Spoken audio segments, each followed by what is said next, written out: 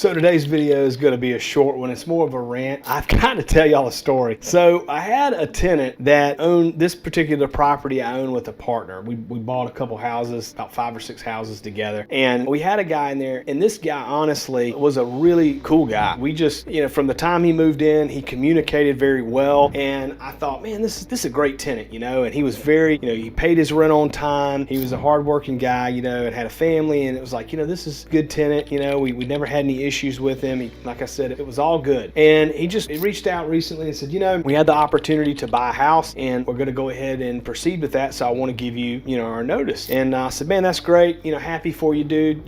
That's awesome. If there's anything we can do, to help, or if you need anything during the loan process, we're glad to vouch for you and everything else. And he was very appreciative of that. And so anyway, he ends up, he qualifies for the loan. So everything goes through. And I will admit, didn't do a very good job of checking in on the house or him because I just felt so comfortable with the guy. He just seemed like, he was taking care of things. And so ended up, he moves out, leaves the keys in a lockbox. I think we put a lockbox on it. Or no, didn't leave the keys. Actually, we ended up having to meet his wife to get the keys at a later time. But so we finally get the keys and we go in, we open this house up, and this was a completely renovated house. Like, we had completely renovated this property. It was actually going to be a flip, and the interest rates, this is back when the interest rates started going up and up and up and up. And so we decided, now's not a good time to sell. Let's just hold it and we'll add it to our rental portfolio, because he and I, we do own some rentals together. Most of mine I own by myself. And so anyway, we go over there, and apparently this is the only thing that we can think of. Like, they had animals and like goats and stuff. And we think that there was literally a goat living in the house, because if you've ever lived in the country and you know what a goat smells like, goats smell kind of the way I guess you would think a goat smells. And this house smells like freaking goats. And I don't understand, like, the only thing that makes sense is they had like a goat or something living there, or a bunch of farm animals or something, because not only does it smell like goat, and we cannot get the smell out of the house.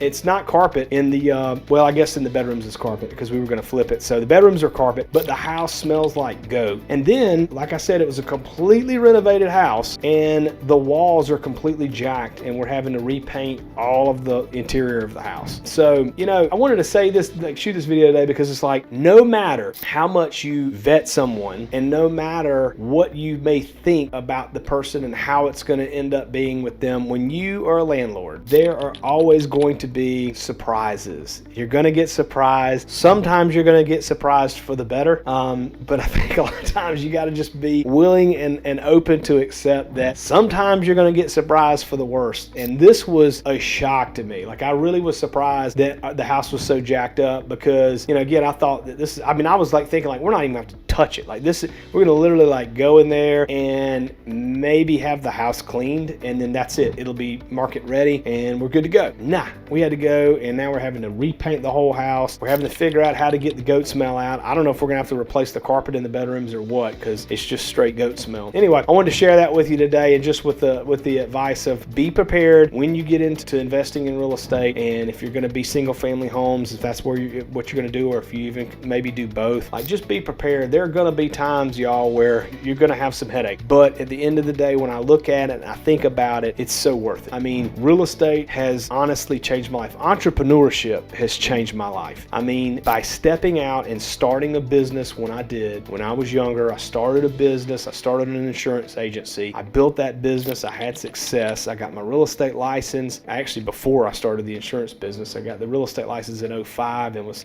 trying to hustle and sell some houses and some land on the side. I'm coaching, I'm teaching. I'm not making any money doing that, which I loved the coaching aspect, but it wasn't making any money. So I'm like, side hustle with selling some real estate. I'm selling insurance on the side. And, whenever I got into really selling insurance and I started to have a lot of success, I was selling insurance, in the evenings and on Saturdays.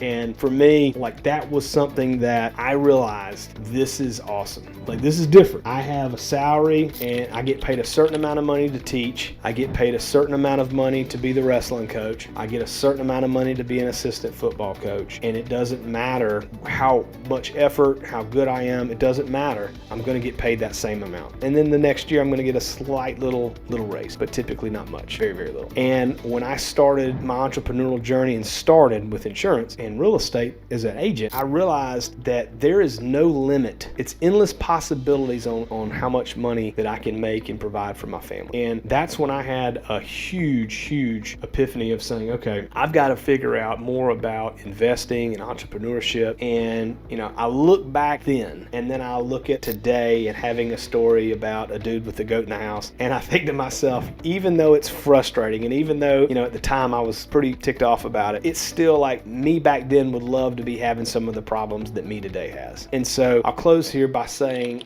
where you are in your journey. If you are just getting started in real estate, you probably know a lot more than someone who is just thinking about getting started. If you've done maybe 1 or 2 deals, you know so much more than the person who is just getting started and in the research process and all of that. So there's always these situations in life where you have to put things in perspective. And so if you are thinking about diving into entrepreneurship, if you're thinking about investing in real estate, I urge you to take action today. Like, do that. It can change your life. You can be that person who is going from a 9-to-5, barely scraping by, to just doing a couple of deals and literally having the ability to just take a breath. You've got your financial situation changes and you're at that phase where you can just kind of take a breath and you're more comfortable, and then you can continue to grow it and build it, and then you can literally change your life. You can travel. That's what my family and we love to do. Like, I don't buy a bunch of stuff that I don't need. We really don't spend a lot of money on stuff and junk and all that. Maybe my wife does, but and maybe my kids like to too. But nah,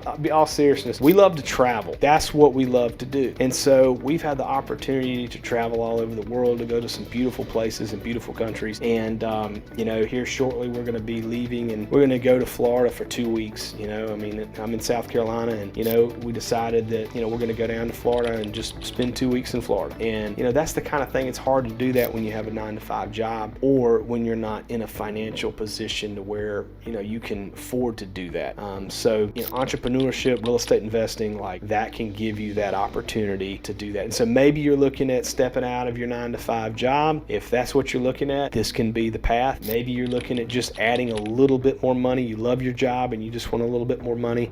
This can be the path. Or maybe you're looking to build substantial wealth and have the ability to give back to your community, give back to your church, give back to whatever cause that you're passionate about. Like, this can help you do that. So yeah, that was all I wanted to say today. Also, as I always say, be sure, if you haven't, subscribe to our channel. I really put a lot of heart and soul into this content. I really want to help people. I love helping people. I love the opportunity to get to do what I'm doing. Like, I get to invest in real estate, I get to travel, I get to do all these cool things, but at the end of the day, I really am passionate about helping people change their lives. And also too, check out our private community. I'll put that in the description below. You can learn more about our private community if you're wanting some, one-on-one mentorship and that sort of thing with me. But as always, thanks for listening to my little rant today. Hope you have a great rest of your day. Bye.